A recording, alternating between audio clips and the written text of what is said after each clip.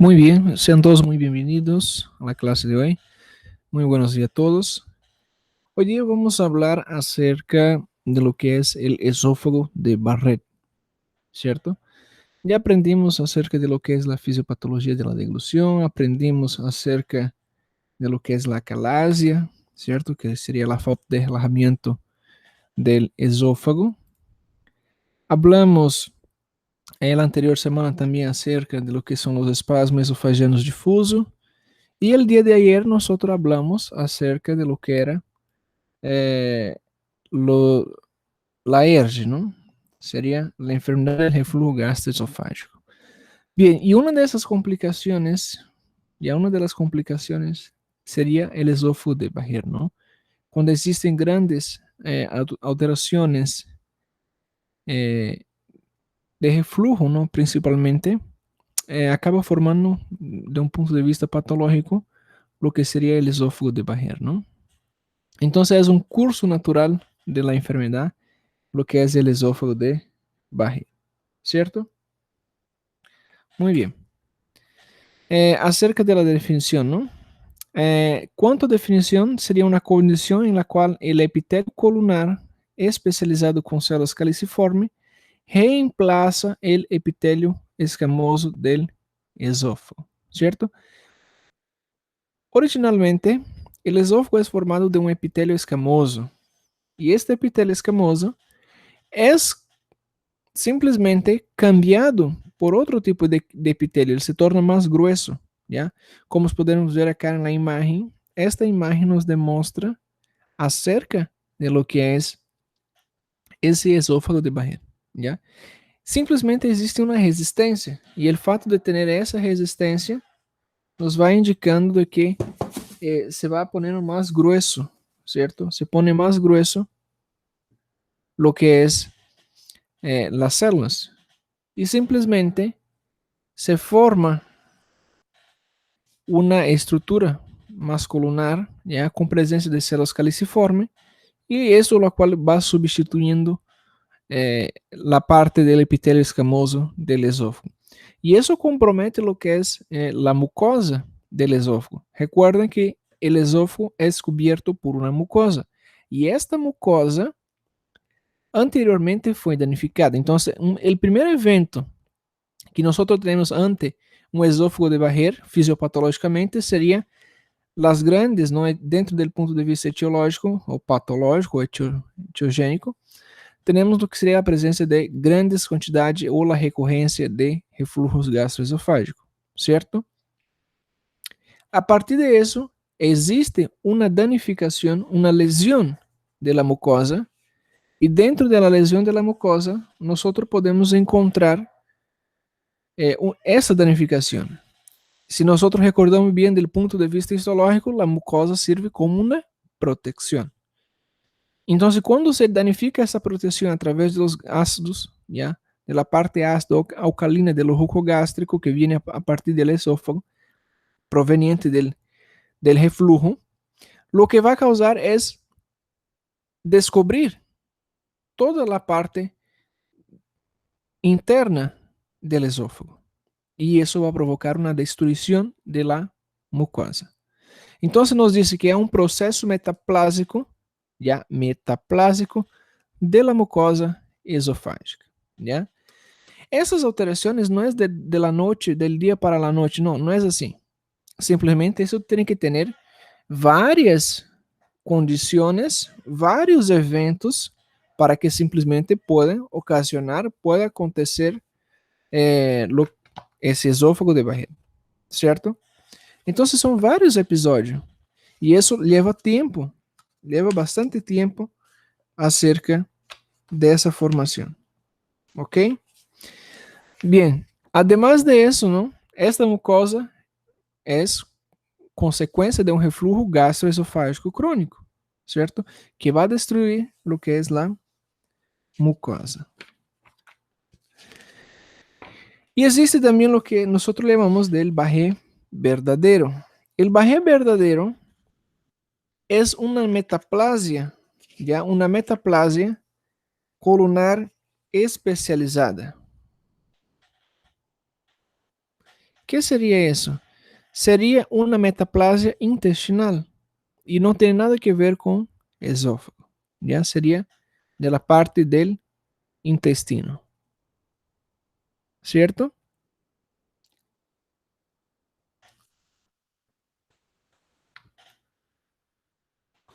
Muy bien. Y además de eso, ¿no? Como es una condición metaplásica, tenemos, sustancialmente tenemos también lo que es una condición de premalignidad, ¿no? O sea, es algo que se supone que en el futuro próximo simplemente se va a cambiar a algo maligno.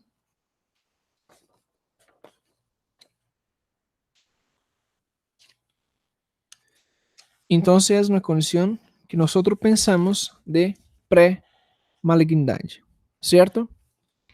Entonces, como podemos ver, ¿no? El reflujo gastroesofágico es acompañado mayormente por esta lesión de la mucosa. Esta lesión de la mucosa tiene un nombre, se llama esofagitis erosiva, ¿ya? Y cuando no existe un proceso de cicatrización, porque nosotros podemos intervir, ¿no? Cuando hablamos, por ejemplo, de los inhibidores de la bomba de protones, cuando utilizamos eso, nosotros simplesmente inhibimos, acalmamos los ácidos, ¿cierto? Y por esas condiciones crónicas, por tener una condición más crónica, simplemente va a tener el proceso metaplásico, ¿no? O sea, transformar lo que es el epitelio escamoso en un epitelio de tipo colunar, ¿cierto? Ahora, cuando los mecanismos, quando temos mecanismo em la qual esta esofagitis erosiva, já? Esofagitis erosiva. Essa esofagitis erosiva, ele tem um poder, não? Como nós sabemos, o que é o tecido epitelial tem um poder de cicatrização muito interessante. Ele cicatriza muito bem, pero é necessário ter um tempo de cicatrização. Não é solamente de la noite para o dia, não? Se nós conseguimos controlar os episódios de refluxo gastroesofágico, nós conseguimos também controlar a esofagite erosiva. E toda essa parte que está com esta parte aí danificada, não, eritematosa, isso também passa por um processo de cicatrização. Pode ser que isso se cicatrize e vuelva a seu estado normal. Pero los episodios recurrentes, como ya hablamos, los episodios recurrentes son los que causan toda essa condição, certo? Então, quando existe uma cicatrização completa, já quando existe uma cicatrização completa acerca de lo que é estas áreas, nós simplesmente vamos ter la lesión, ¿no? Aparente, o sea, el cambio de lo que es del epitelio. ¿Ok? Seguimos.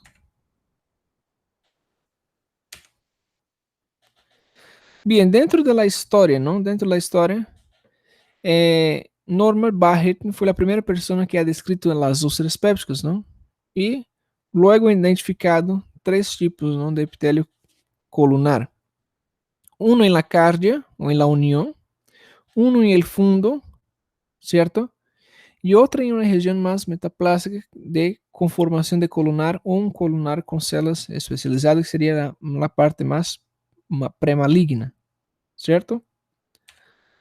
Dentro de la epidemiología, el esófago de Barrett, ¿no? Dentro de la historia natural, o sea, dentro de la fisiopatología, más presente quando existe reflujo gastroesofágico, ¿ya? Seguido por metaplasia, neoplasia intestinal de grado bajo, ou algum tipo de neoplasia interepitelial de alto grado, ¿ya? Ou quando simplesmente a pessoa também tem a presença de adenocarcinomas, ¿certo? Então, é uma das etiologias mais prevalentes quanto ao esôfago de Barrett. Dentro também do que é a etiologia, nós encontramos, ¿certo? Nós encontramos basicamente um esôfago de Barrett naturalmente em uns 10 a uns 20% em pacientes que são submetidos a alguma endoscopia digestiva alta, já? Quando pacientes que são submetidos à endoscopia digestiva alta, nós podemos encontrar os principais sintomas, que seria o reflujo, já? Seria o reflujo em esses pacientes, e basicamente são pacientes del sexo masculino, certo? De aproximadamente entre 40 hasta 60 anos de idade, certo? E um tempo de evolução de los episódios de refluxo, e um tempo de evolução aproximadamente de 20 anos, certo? E o fator que mais predispone, já um fator que mais predispone, seria o que é a obesidade, ok? A obesidade. Bem, agora quanto à etiologia, nós já sabemos uma das etiologias que seria o refluxo gastroesofágico. Pode ser também, não, uma metaplasia intestinal, como hablamos, ou condições adquiridas secundárias ao refluxo gastroesofágico ou um refluxo duodenal, não gastroduodenal. Fatores que influem no processo, não, são refluxos gástrico esofágico devido a, hablamos sobre isso, não, sobre a hipotonia do esfíncter esofágico inferior, certo? Quando existe uma hipotonia, simplesmente existe uma relaxação do esôfago, e por existir essa relaxação do esôfago, não, do esfíncter esofágico inferior, o líquido ascende, ou seja, sube, e provoca esses episódios. Já? E, claro, com a cronicidade do caso, se transforma em um esôfago de Barré. Disfunção peristáltica acentuada, não? Quando temos, por exemplo, o espasmo esofagiano difuso, certo? E tem alguma relação com o que é a peristalsis. E, basicamente, estamos falando acá de um sistema nervioso autônomo. Associação com hérnia hiatal, não? Presença de hérnia em hiato também pode cursar com uma hipotonia do esfíncter esofágico inferior, não? Disminuição da motilidade gástrica, ou seja, o estômago já tem seu trabalho, tem seu tempo de trabalho, pero por algum motivo o estômago está perezoso, ele está com preguiça, já está perezoso e não quer trabalhar. Lo que podemos encontrar é uma diminuição da motilidade gástrica. Ou seja, o líquido, os líquidos, a trituração que hace o estômago simplesmente não está acontecendo. Então, se não está acontecendo esta motilidade, significa que todos os líquidos estão em êxtase, ou seja, estão parados. Se os líquidos estão em êxtase, estão parados, não estão seguindo seu curso natural, a probabilidade de este líquido volver ou se acumular é maior. Recuerden que al dia basicamente passa por el estômago 1.500 ml, não? São 1,5 litro, 1.500 ml de saliva. Isso entra para dentro do estômago. E se a motilidade está diminuída, significa que podem acumular quantidades de saliva. Há a secreção também de suco gástrico, não? Del jugo gástrico. Então, também podem provocar aumento de pressão, já? Aumentos de pressão que causam refluxos. E refluxo constante também é causas de para associação com esôfago de Barré, certo? Descenso do fator de crescimento epidérmico, não? Las mucinas. Ou seja, quando não existe uma regeneração. Claro, quando não existe regeneração de lo que é a parte epidérmica, ou seja, se estamos falando de epidérmica, estamos falando de epitélio. Quando não existe toda essa reconstituição, simplesmente o que vai suceder é que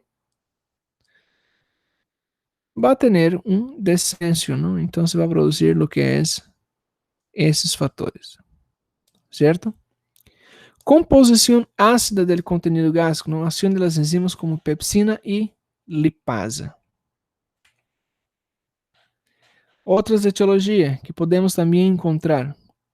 Dentre outras etiologias que nós podemos encontrar, está o que é o refluxo duodenal, o sea, un reflujo que viene directamente del duodeno. Y dentro del duodeno ya tenemos acúmulo de saliva, tenemos acúmulo de lo que es el jugo gástrico,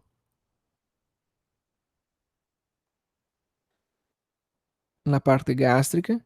También tenemos lo que sería el jugo pancreático, ¿cierto?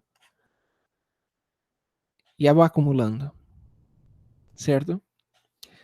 Y basicamente esses reflujos são causados por outras etiologias, ¿ya? Por outras causas. Por exemplo, um reflujo duodenal é frequente em paciente com um tipo de anemia chamado anemia perniciosa, ou simplesmente quando os pacientes passam por um procedimento de gastrectomia total. Isso seguramente é um paciente que ha tenido CA, ou um paciente que ha perfurado, ha roto seu estômago por algum motivo, não sabemos, já?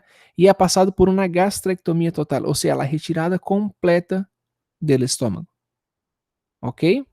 Então, diretamente está, va a tener esófago, tenemos esófago, não temos estômago e o esófago está simplesmente ligado diretamente com o duodeno.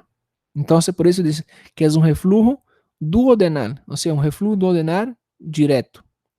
E já não é estômago, não? Recuerda, já não é estômago nessa parte.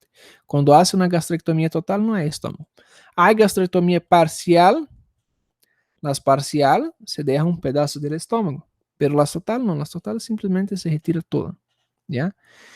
O también tenemos un reflujo duodeno-pancreático. ¿Qué sería un reflujo duodeno-pancreático? Quando existe algum tipo de obstrução, pode ser que exista um cálculo biliar. Cálculo. Se hablamos de cálculo, cálculo é igual a pedra, ¿ya? Cálculo. E simplesmente esse cálculo se atrapa, aí bloqueia a passagem de los jugos pancreáticos. Então vão ter um reflujo pancreático duodenal, ou seja, aí simplesmente retorna para a parte ascendente, não? Não é como sair para abaixo, então você vai sair por outro lado. Não sale por abaixo, sale por arriba, já? Aí também incrementos de sales biliares, enzimas pancreáticos e lisolectinas. E é provável não, que atua em sinergia com as atividades de ácido péptica de la enfermedad de reflujo gastroesofágico crônico e a ação de ambos produz o esôfago de Barré. Outros agentes etiológicos, o tabaco, álcool, terapia antineoplásica, já? Inibidores dos canais de cálcios, geração de radieles de oxigênios reativos. Já? São algumas das outras causas que também podem cursar com a presença de um esôfago de Barré. São várias causas que podem causar. Ou seja, há um padrão. Se vocês podem notar bem, existe um padrão. Sempre vai ter a presença de um reflujo, ou seja, gástrico ou um reflujo duodenal que provoca uma enfermidade do reflujo gastroesofágico e a enfermidade do reflujo gastroesofágico produz lo que é, com o tempo, não? De aproximadamente de 10 a 20 anos, vai provocar em uma população de homens de mais ou menos de 45 a 60 anos de idade, vai provocar lo que é o esôfago de Barré. Certo? São vários mecanismos fisiopatológicos, são vários os eventos que podem cursar com esôfago de Barré, ou seja, que podem produzir um esôfago de Barré. Simplesmente a pessoa é fumadora, não fumadora ativa, álcool, é uma pessoa obesa, é homem, já tem uma média idade, certo? E isso complica a situação, porque todo isso são eventos, são mecanismos, certo?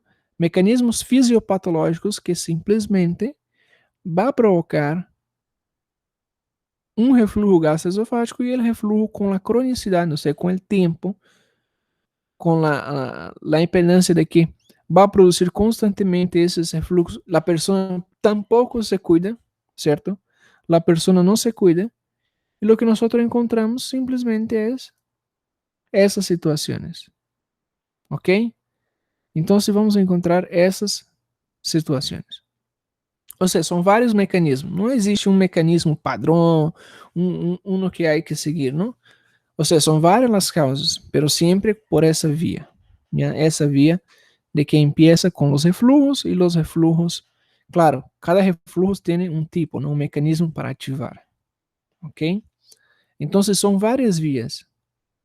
Se vocês anotado bem, ao princípio, eu estava sempre explicando a vocês um solo mecanismo, solo um mecanismo. Pero agora eu estou explicando a vocês os mais diversos mecanismos. Existem as maiores, uma probabilidade maior de outros fatores também causar esta enfermedade. Ou como qualquer outra enfermedade. ¿Ya? Não solamente vai ter uma causa aparente, não. Sempre uma enfermedade vai ter várias causas que podem cursar, ou vários eventos que podem transformar essa situação em uma enfermidade. Ok? Sempre tenha em mente isso.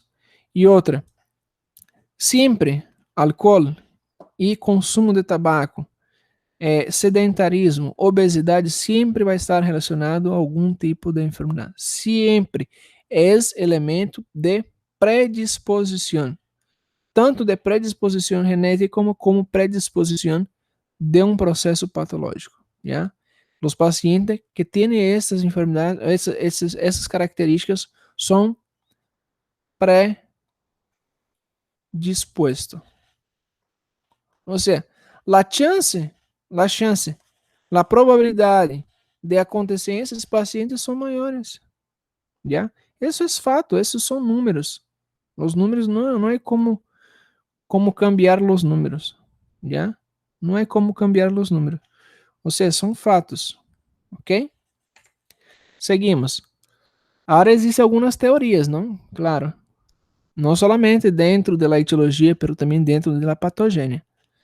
Bem, uma das teorias vocês sabem, existe um câmbio da estrutura de antes que era escamoso, se transforma em colunar com células caliciformes. Já, uma teoria. A outra é, o tipo histológico da metaplasia dependeria das características dominantes do reflujo. Já? Ou seja, existe uma teoria. Na teoria, nós temos, recuerden, temos que transformar teorias em hipóteses. Já? O que seria transformar teorias em hipóteses? Teoria eu não posso comprovar, não é como comprovar. E eu simplesmente observo, miro em um paciente que, por exemplo, um refluxo de ácido péptico vai provocar um tipo de refluxo que é um modelo metaplásico de gastromizio.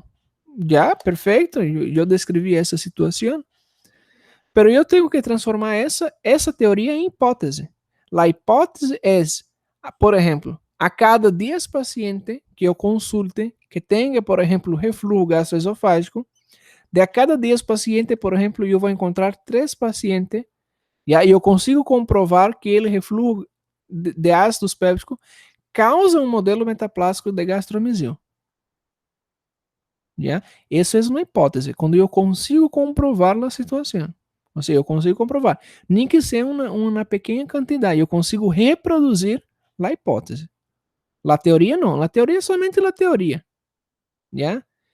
A teoria é mais do que uma tese. Nada mais. Tenho uma tese. Pero quando eu consigo comprovar, isso já se transforma em hipótese. Hipótese já nos dá definição de probabilidade. Não sei se estudaram isso em bioestatística, pero se supone que sabem. Já se supone que é estudado isso em bioestatística. Ou então, o que é que se chama? Quando vocês fazem seu ensaio, suas monografias, isso. Já? Não sei como se chama a matéria, pero nem modo. Você entende que você sabe que é teoria, que é hipótese, que é uma probabilidade, já? Muito bem. Então, dentro das teorias, não, que todavia não é uma hipótese, são teorias nomás. Hoje dia eu estou explicando a vocês da teoria. Hoje dia. Pero amanhã eu posso chegar a vocês já não existe mais essa teoria. Essa teoria já se caiu por terra, já não funciona mais. Há outra pessoa com outra teoria melhor. y es más aceptable, ¿no? Se acepta mejor una teoría. La cosa es transformar las teorías en hipótesis. Si consigue transformar teorías en hipótesis, perfecto, ¿ya? Seguimos. Un reflujo duodenal, ¿ya? Puede causar una metaplasia del intestino resistente a la bilis, ¿ya? Un reflujo mixto, seria gástrico y duodenal, va a producir un padrón histológico en mosaico. 2. La segunda teoria, um reflujo de baixo nível causa uma metaplasia tipo fúngica, ou seja, em el fundo del estômago. De alto nível, vai causar uma metaplasia intestinal com internalização progressiva do epitélio e com aparição de células caliciformes. Já são várias teorias. Ou seja, podemos utilizar isso dentro de nosso modelo fisiopatológico, ou seja, do curso de los eventos? Sim, podemos. Já são teorias, já. Pero tenga evidencia de que las teorías hoy día están válidas y mañana no sirve de nada. Ya solamente nos va a ocupar el tiempo de estudiar eso y decorar para el examen, nada más. ¿Ya? Pero ya se sabe cuáles son las probabilidades, ¿no? Quanto a la evolución, ¿no? Ahí tenemos esófago de Barré, luego una displasia de bajo grado, displasia de alto y luego una adenocarcinoma. Presentação clínica, ¿no? ¿Cuál sería el cuadro clínico? Realmente pacientes adultos mayores, né? Provavelmente uns 55 anos de idade, claro, vai ter livros que vocês vão encontrar de 40 a 60, já, pero uma média de 55. Outros livros vai ter de 45 a 60, pero sempre em esta área, já.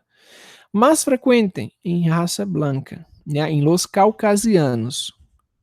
25% ya es un dado importante y muy interesante porque 25% no tiene enfermedad del reflujo gastroesofágico. Y si no tiene enfermedad del reflujo gastroesofágico, no tiene reflujo. Entonces, ¿cuáles son las condiciones que explica el aparecimiento de un esófago de Barré? Entonces, no es la ERG. Va a ser otra condición fisiopatológica, pero no la ERG. Nada que ver la ERG, ¿ya? Então, somente em 75% podemos afirmar que, isso é uma hipótese, podemos afirmar que todo paciente com ERG, basicamente 75% vai desenvolver algum tipo de lesão, já, uma esofagite erosiva, que esta pode causar um esôfago de Barré e logo progredir para coisas piores. Ok? Agora, paciente com refluxo gastroesofágico crônico, não? ¿Cuáles son las presentaciones clínicas? Una pirose retroesternal, regurgitación, disfagia, cialorreia, dolor en el pecho no cardiogénico, o sea, no parece como una angina, no tiene características de angina, ¿ya? Y el dolor es más claro, se puede evidenciar que el dolor no percorre otros lados, no cambia de posición, ¿ya? Es un dolor simplesmente un dolor retroesternal, nada más, ¿ya? No es un dolor anginoso que va a causar como el paciente se va a desmayar, no, ya no tiene esas características, ¿ya? Es un dolor de pecho, pero no cardiogénico. Dentro de las complicaciones, ¿no? Dentro de las complicaciones tenemos ulceraciones, hemorragia y estenosis, o sea, sería el cobalamiento del esófago, ¿ok? Hemorragia, se estamos falando de hemorragia, se eu pergunto como seria causado, quais seriam os mecanismos fisiopatológicos para a causa de uma hemorragia? Doutor, bem, se nós bem sabemos que a mucosa tem irrigação, a mucosa tem irrigação, tem vasos sanguíneos, já. A esofagite erosiva é causada por, basicamente, refluxos, ou refluxo gastroesofágico ou refluxos duodenales. Perfeito? Muito bem, perfeito. Então, como é causada a hemorragia? Bem, a hemorragia simplesmente ha surgido porque o contato frequente com a mucosa deteriorou a mucosa, luego ha deteriorado a parte muscular e ha legado simplesmente a los vasos sanguíneos. E por isso o paciente apresenta, por exemplo, hemorragias, ¿ya? Y el paciente puede presentar, por ejemplo, sangrado, com o vômito pode apresentar sangrado. Imagina vomitar com sangue, por exemplo. Já? Vocês já podem observar. Ah, vomitado com sangue. Ou seja, existe uma hemorragia dentro. Ok? Presença de ulcerações, claro, são precedente de uma hemorragia ou simplesmente precedente de uma complicação, já, de tanto simplesmente ter essa cronicidade da esofagites erosiva, certo? Todo isso causado por los refluxos. Há outras causas? Sim, há outras causas. Sabemos que 25% não tem nada a ver com sintomas de enfermidade do refluxo gastroesofágico. Diagnóstico. Qual seria o diagnóstico gold standard para esôfago de Barré? Qual seria o gold standard? Qual seria o padrão ouro? Seria uma endoscopia ou seria uma histopatologia? Qual dos dois consegue identificar a alteração de epitélio colunar? Ou seja, de escamoso para colunar? Será uma endoscopia ou será uma histopatologia? Será uma histopatologia, é óbvio. ¿Ya? Endoscopia não hace diagnóstico. Recuerden bem, endoscopia é apenas visual. Ah, agora, a endoscopia, ¿para que nos sirve a endoscopia? ¿É para diagnóstico? Não, não é diagnóstico. É um auxílio de diagnóstico. Aí podemos observar, há ulcerações, há uma hemorragia. Perfeito. Muito bem. Há partes erosivas, já conseguimos observar uma esofagite erosiva. Muito bem. Pero conseguimos identificar um esôfago de Barré? Não. Se sospecha. Nós com esse dado clínico, já com esse dado imaginológico, podemos sospechar de um esôfago de Barré. Agora, quando confirmamos o padrão ouro, qual seria? O gold standard. Simplesmente um estudo histopatológico. E como hacemos? Com uma endoscopia. Pero, como uma endoscopia, doutor? Claro. Com a endoscopia, nós vamos fazer uma biópsia.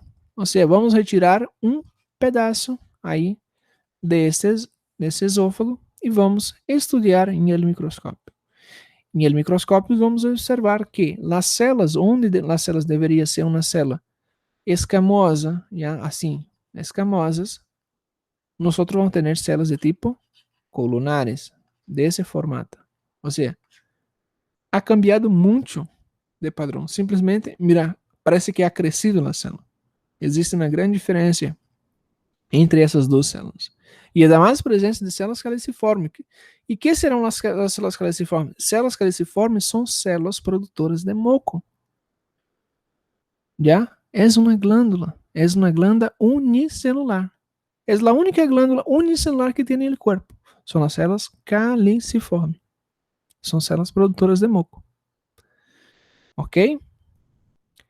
Onde mais encontramos esse tipo de célula? Encontramos dentro do trato respiratório, já? Que são responsáveis por la percepção de olores. Ok? Muito bem. Aí me pergunta, não? E por que existe a presença das células caliciformes? Por que existe a presença de células caliciformes que é a produção de moco? Já me disse que é para a produção de moco. E por que essas células caliciformes que produzem moco não protegem o esôfago?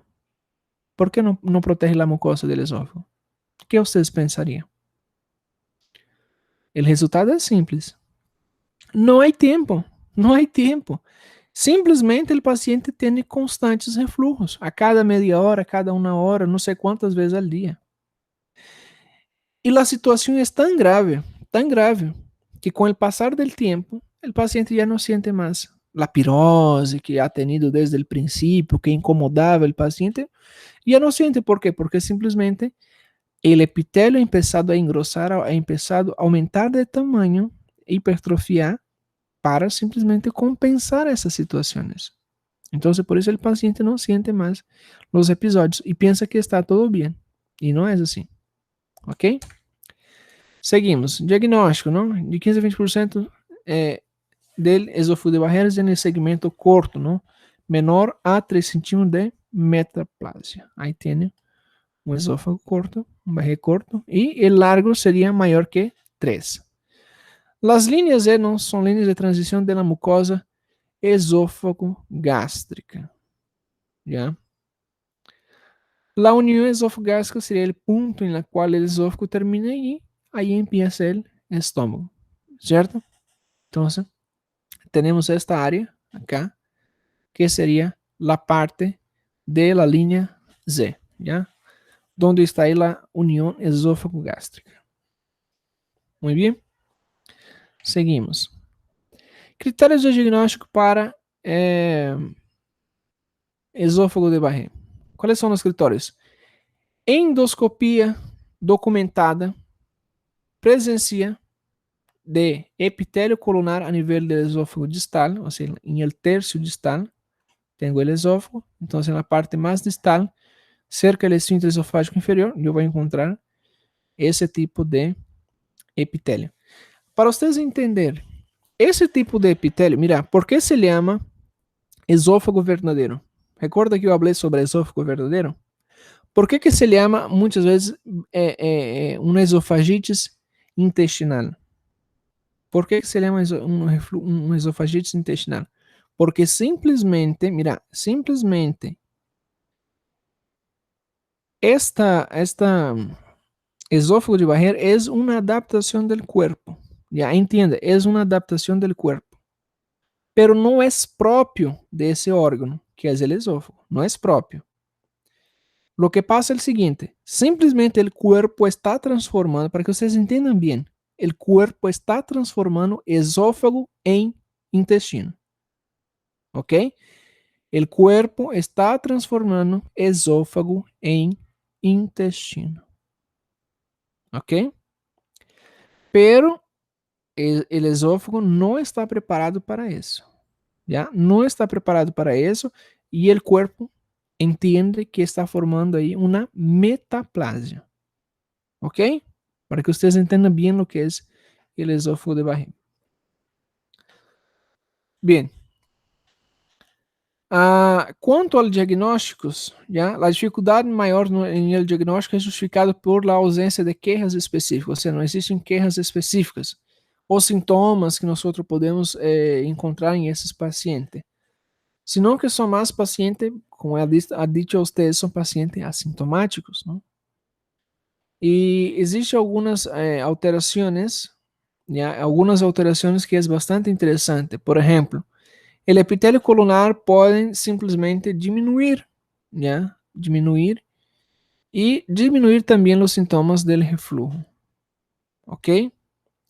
Outra coisa que pode agravar a situação de essas células seria o consumo, ¿ya? Há vários autores que defendem que o consumo de vinho provoca essas reações acerca do esófago de Barré, ¿ya? Outra coisa seria, se nós estamos falando de um órgão que está debilitado e dentro da mucosa do estômago, quais são as bactérias que encontramos dentro da mucosa do estômago? Encontramos aí Helicobacter pylori. ¿Ya? É próprio da mucosa, é próprio da flora, pero temos uma flora ahora que está debilitada e que aproveita. Lo que pasa é que esse Helicobacter pylori simplesmente vai provocar uma infestação, já provoca uma infestação em esse local, certo? Então, o diagnóstico se dá em base a la sospecha, quando hacemos uma endoscopia, visualizamos se há uma suspeita, sospechamos, há uma esofagite erosiva. Interessante. Vamos tomar a biópsia, uma vez que você toma a biópsia, existe presença da epitélio colunar a nível do esôfago distal? Perfeito. Outra, estudos histopatológicos, não através da biópsia. Revela metaplasia intestinal especializada. Sim, porque tem as mesmas características do intestino. ok? Do intestino. Mesmo a mesma característica, se você agarra um esôfago de Barreira e põe a seu lado uma lâmina de um duodeno, é igual. Não há diferença. A diferença é que vocês podem ver que existem, por exemplo, em el esôfago, vocês têm que saber que é sacado do esôfago, e el esôfago é de um epitélio escamoso. A outra condição seria, outro critério, seria a displasia, seria o câmbio celular epitelial neoplásico, que não existe dentro da lâmina própria e não tem potencial de metastização, certo? E toda essa confirmação é de primordial importância, ¿ya? Primordial importância, a biópsia, ok? A presença de uma biópsia, ok? Creio que está claro, não? Hasta aí. Creio que não há dúvida. Muito bem. Seguimos. Dentro do diagnóstico, tomamos biópsia. Para tomar biópsia, tomamos essa biópsia em 4 quadrantes, já em 4 áreas do esôfago. Então, se por exemplo, tomamos acá, uma, tomamos acá, outra, acá tomamos outra e outra por acá. Já? Em los 4 quadrantes, para confirmar. Já? Para confirmar se é ou não é. Já? E também sacamos muestras, já, del músculo circunferencial e de los islotes de carcinoma intramucoso, já que seria essas áreas que se avança por dentro do esôfago, ok? Dentro de las tinciones, não utilizamos as tinciones vitales como Lugol ou azul de metileno, já? Não vamos entrar em detalhe porque já é mais específico, já? Pero dentro del pródromo fisiopatológico temos todas essas alterações, ok? Há outras técnicas, não? Técnicas como técnica de magnificação ou de cromoendoscopia, que se podem visualizar em formato mais amplificado, em 3D, as condições do epitélio, ok? Tratamento é o mesmo tratamento do refluxo gastroesofágico, né? E se sugere que dentro do tratamento de barreira largo sempre associa um inibidor da bomba de protônio corto, que pode ser um bloqueador da histamina, um H2, já? Um bloqueador H2. Ou seja, se estamos falando de um bloqueador H2, vamos utilizar acá o que é a metoclopramida, perdão, a ranitidina, não metoclopramida. Já? Vamos utilizar ranitidina. Todo lo que são os omeprazol, já, são inibidores H1, já, inibidores H1. Ranitidina são inibidores H2, certo? Então, vamos utilizar um bloqueador de H2, da histamina. E por curiosidade, para que vocês também estejam a par da situação, há alergia com alergeno H1 e alergeno H2. Quando vocês utilizam cá, por exemplo, Dexa, Meta, Beta, cortisona, já? Vocês simplesmente, pode ser que não tenham uma eficácia. Se não há eficácia, se vocês têm um paciente com uma alergia, com uma urticária, com um edema de glote, se vocês estão dando dexametasona, um cortisona, hidrocortisona, e não está funcionando, porque todos esses são bloqueadores de receptores H1. Vocês têm que recordar que existem H2, H3 e H4, já? Pero mais comumente H1 e H2. Uma das alternativas como tratamento é a ranitidina, para alergia, como urticária, dermatites, já? Ranitidina, ok? Recuerden de isso, tanto aí para o tratamento da alergia, quanto também para um tratamento de uma alergia. E uma alergia também se trata com ranitidina. Se vocês fazem o teste e não está funcionando, aplicado dexametasona, betametasona, hidrocortisona, cortisona, não ha funcionado, ranitidina, ok? Ranitidina, não pensa duas vezes, ranitidina. Calcula quilopeso dia e quilopeso-dose e aplica no paciente. Ok? Muy bien. Endoscopia, ¿no? Terapias de ablación de lo que es la mucosa intestinal, ¿no? Con el fin de permitir la repitalización de la mucosa y la espesa del epitelio propio del esófago. O sea, simplesmente va a tener una ablación, que sería una retirada de toda essa mucosa, ok? E utilizar a combinação do tratamento anti-reflujo. Já sabem, elevação da cabeceira, poner mais almohada, respeitar o limite da comida, não comer comida gordurosa, não comer, evitar cigarrilhos, evitar a bebida, evitar vinos, não? Os vinos. São alguns, chocolate, já? Recuerden chocolate. Também são recomendações de tratamento anti-reflujo. Inibidores de bromas e protones, associa com ranitidina, depois com terapia de comportamento. Já? Terapias de comportamento, certo? Indica al paciente. Aí tiene, já? Todo o que vocês devem indicar para seus pacientes. Ok? Todo lo que nosotros ya hemos hablado durante esses temas del esófago. Ok? Seguimos. Tratamento endoscópico, ¿no?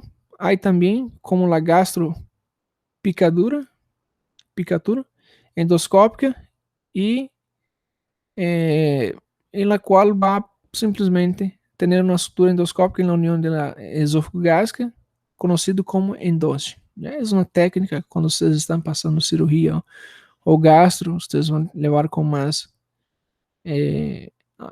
aprimoração nessas técnicas, tá? Não vamos entrar em detalhe porque já são tratamentos quirúrgicos, não? Tratamentos que já simplesmente já nos va a mano sobre o que é a fisiopatologia, ok? Pero você pode ver que existem várias técnicas, já? Várias técnicas para eliminar ou para reduzir a displasia, ok? Segmento, não, do paciente, também se faz seguimento a cada um período para verificar como está a situação de los pacientes. ¿Ya? Seguimento, claro, com endoscopia e biópsia. Aí seria um dos tratamentos, não? A técnica de Nielsen para evitar o refluxo gastroesofágico. Não? Claro, isso quando existe, por exemplo, um caso aparente de um refluxo gastroesofágico por incompatibilidade do esfíncter esofágico inferior. Ou seja, o esfíncter esofágico inferior não está funcionando bem, não tem pressão suficiente, está relajando, então o que hace é abraçar o esfíncter esofágico inferior, dar-lhe um abraço com o estômago, e o estômago, por as próprias contrações, por a própria peristalse que tem o estômago, também vai a comprimir o que é o esfíncter esofágico inferior. Ok? Muy bien, creo que eso es todo, ¿ya? Para el día de mañana vamos a avançar outros temas, ok? Essa classe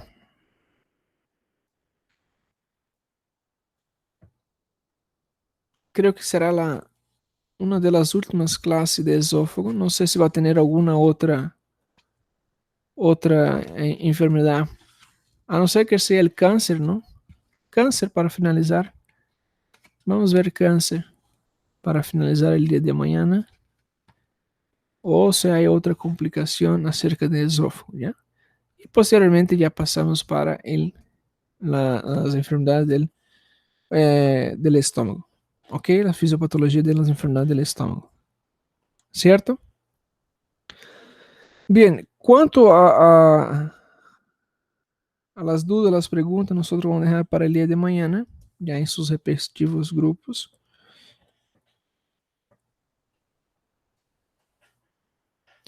Y cuanto a las tareas de ustedes, ya a partir de las de las 6 de la tarde hoy día, ya va a estar disponible en la plataforma lo que es el espacio para ustedes enviar las tareas, ¿no? Las tareas que corresponden a parte de lo que es su examen práctico, ¿ok? Saben muy bien que su examen práctico es acerca de las tareas, ¿no? Entonces voy a estar aperturando el espacio para que ustedes envíen. Los que enviaron alguna vez, por favor, revisen su plataforma, ¿cierto? Acerca de si que tiene o no tiene alguna inconstancia en la plataforma, porque con esa de las actualizaciones puede ser que haya desaparecido alguna cosa. No esperamos que tenga acontecido, pero para evitar problemas, ya vamos revisando sus cosas, ¿no?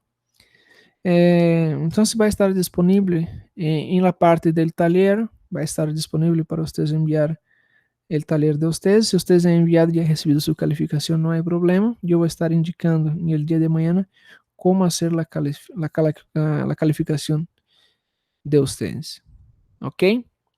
Y cuanto a la fisiopatología de los síntomas más frecuentes, ¿no? Las causas más frecuentes como diarrea, ictericia, fiebre, dolor, essas fisiopatologias, também há um espaço separado, já busquem o espaço, vai estar bem indicativo na plataforma para que vocês possam enviar seus trabalhos. Ok? Bien, dudas, preguntas para el día de mañana. Hoy día vamos a finalizar, vamos a estar finalizando por acá y veo a ustedes el día de mañana en la siguiente clase. ¿Ya? Que tenga un buen día, que tenga un buen martes. Nos vemos el día de mañana. Chao, chao.